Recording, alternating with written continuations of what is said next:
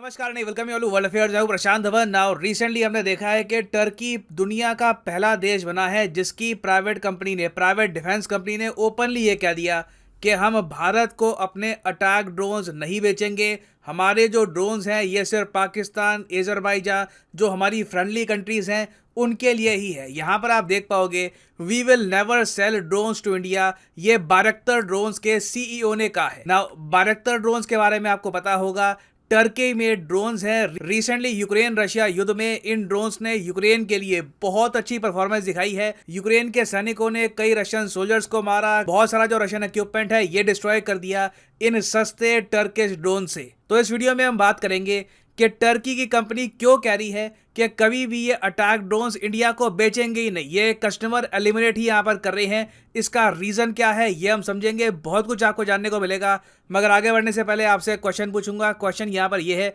कि इनमें से किस कंट्री ने रिसेंटली ब्रोकन राइस, टूटे हुए चावल का जो एक्सपोर्ट है ये बैन कर दिया है। ये है यहाँ पे आपकी ऑप्शन, इंडिया, रशिया, यूक्रेन या साउथ कोरिया। कमेंट सेक्शन में करिए उत्तर, सही आंसर आपको मिलेगा वीडियो के अंत में।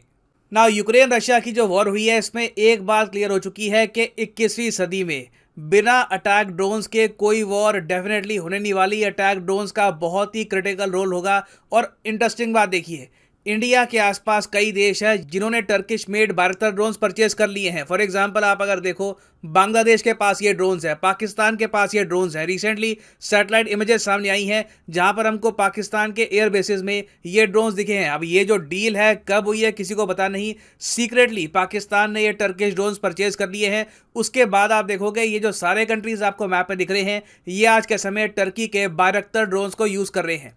और यूक्रेन रशिया युद्ध में आप अगर देखो तो रशियन मिलिट्री को शायद ही किसी डिफेंस इक्विपमेंट ने उतना नुकसान पहुंचाया होगा जितना बायरक्टर ड्रोन्स ने पहुंचाया है।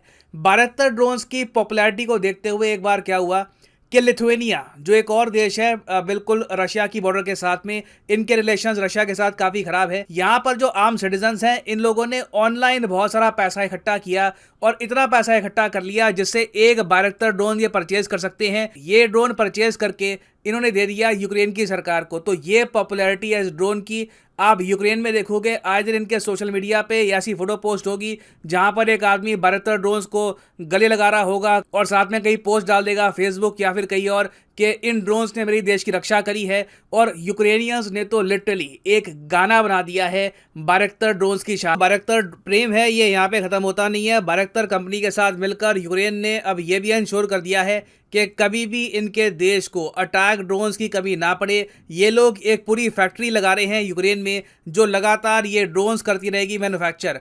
उसके अलावा मैंने अगेन ऐसा आज तक नहीं देखा अपनी ज़िंदगी में।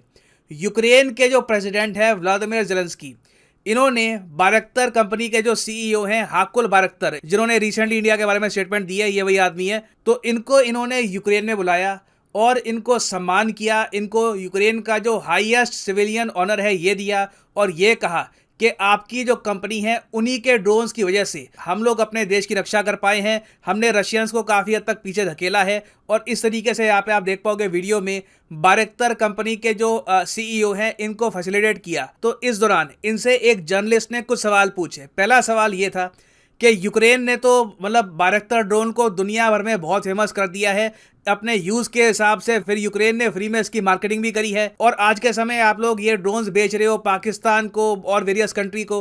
तो क्या पॉसिबिलिटी है कि कल को आप ये जो बायरक्टर ड्रोन्स हैं ये इंडिया को भी सेल करो, क्योंकि इंडिया एक बहुत बड़ा डिफेंस का बायर है। तो क्या पॉसिबल है?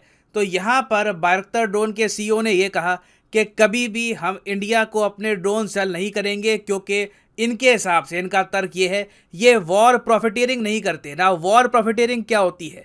वॉर प्रॉफिटियरिंग का इल्ज़ाम काफ़ी बार यूएसए, यूके, फ्रांस, स्वीडन इन सब कंट्रीज़ पे लग चुका है। वॉर प्रॉफिटियरिंग में आप क्या करते हो कि आप अपने हथियार बेचते हो दोनों साइड्स को। यूएस ऐसे कर चुका है।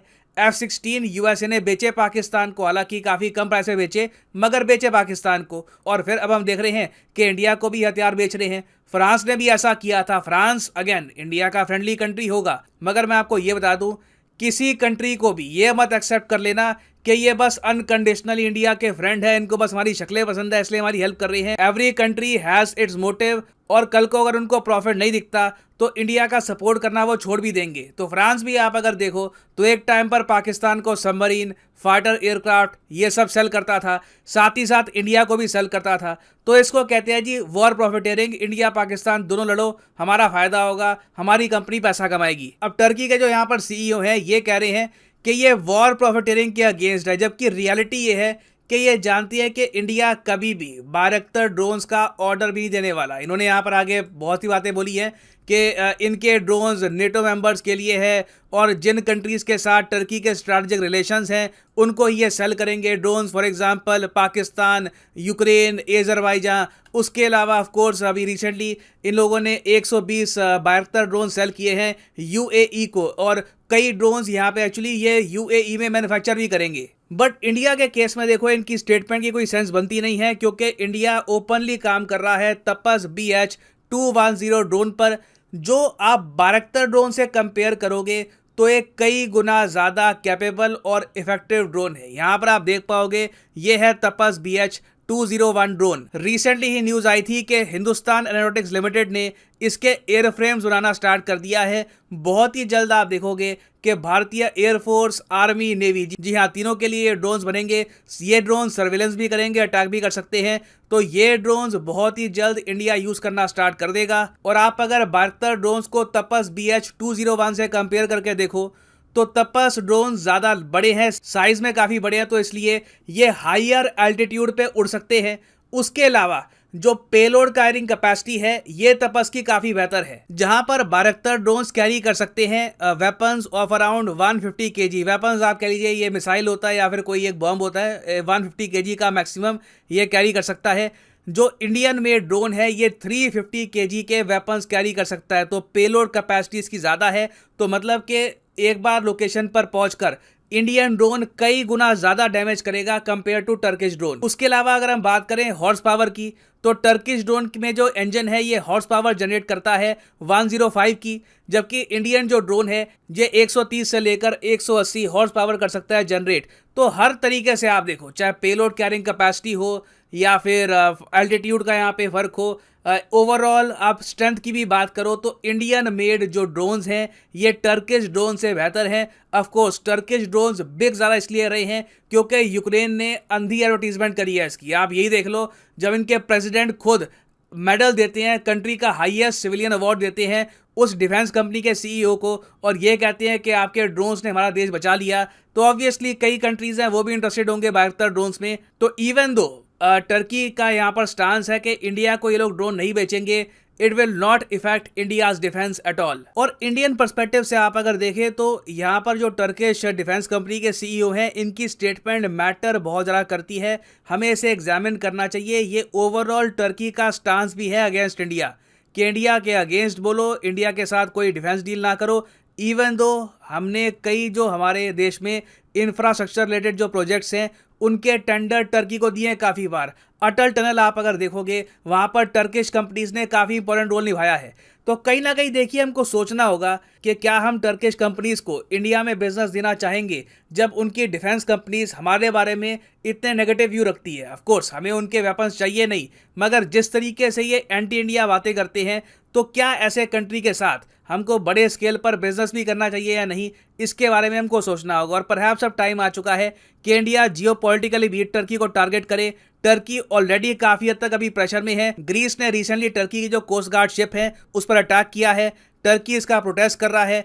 और कई एक्सपर्ट ये भी मानते हैं कि ग्रीस टर्की की जो टेंशन है ये बहुत ही जल्द नेटो की यूनिटी को भी टेस्ट करेगी। तो जिस तरीके से इंडिया ने रिसेंटली सीरिया के इशू को लेकर टर्की की आलोचना करी है, मेरे हिसाब से अब टाइम आ चुका है कि ग्रीस के इशू में भी इंडिया ग्रीस की साइड ले और टर्की की आलोचना करे यूएन में। हमें टर्की के सामने एक प्राइस रखना होगा कि अगर आप खुद ही इंडिया को एक एनिमी मान के बैठे हैं, आप एज्यूम कर बैठे हैं कि इंडिया आपका एनिमी ही है, तो परहैप्स हमें इनको यहाँ पे बताना होगा कि what is the meaning of having such a huge country as your enemy. Now finally वापस आते हैं अपने क्वेश्चन की तरफ। क्वेश्चन यहाँ पर ये है कि रिसेंटली किस कंट्री ने टूटे हुए चावलों का जो एक्सपोर्ट है ये बैन कर दिया है। सही उत्तर यहाँ पे है option A, India is the right answer. India ने रिसेंटली आपको पता होगा टूटे हुए चावलों का जो एक्सपोर्ट है बैन कर दिया है, ताकि कहीं से भी इंडिया में चावल के जो दाम है ये बढ़ ना जाए। इंडिया में चावल की कमी नहीं है, बट ऑफ कोर्स पूरी दुनिया में चुनौती आज के समय क्या है, इन्फ्लेशन कंट्रोल करके रखनी है। तो वीट हो, चावल हो,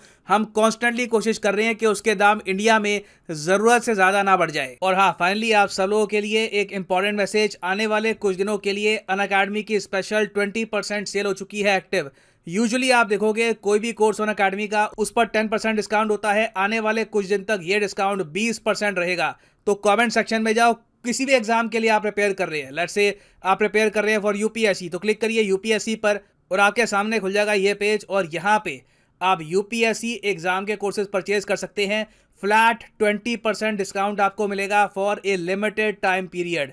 यहाँ पे कोड डालिए PD10 और आप देखोगे प्राइसेस बहुत ज़्यादा गिरना यहाँ पे स्टार्ट हो जाएंगे। So you can save a lot of money, but ये ऑफर सिर्फ लिमिटेड टाइम के लिए है। कुछ समय के बाद वापस 10% डिस्काउंट शुरू हो जाएगा। तो अगर आप कोई कोर्सेज परचेज करना चाहते हैं by Unacademy, now is the right time to do it. So इसी नोट के साथ ये है वीडियो कांत। Thank you for listening and as always, God bless you all.